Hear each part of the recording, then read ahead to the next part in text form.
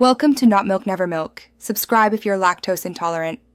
In this video, I will explain how to set up an Acorns account. First, download the Acorns app from your device's app store. Once installed, open it and begin by entering your email address and creating a strong, unique password. After that, you'll need to verify your email to ensure your account is secure and ready for the next steps.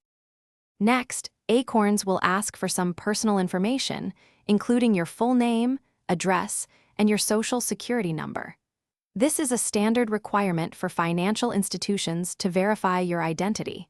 Then, you'll securely link your primary bank account. This connection allows Acorns to fund your investments and process withdrawals when needed. Acorns will then ask a few questions to understand your financial goals and risk tolerance, helping them suggest a suitable investment portfolio. You can choose from several diversified options. Don't forget to enable the popular Roundups feature, which automatically invests your spare change from everyday purchases, making saving effortless. Finally, decide how you want to fund your account.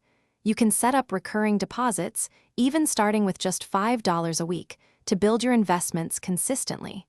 Take a moment to review all the information you've provided to ensure accuracy. Once confirmed, your Acorns account will be active, and you can start micro-investing towards your financial future.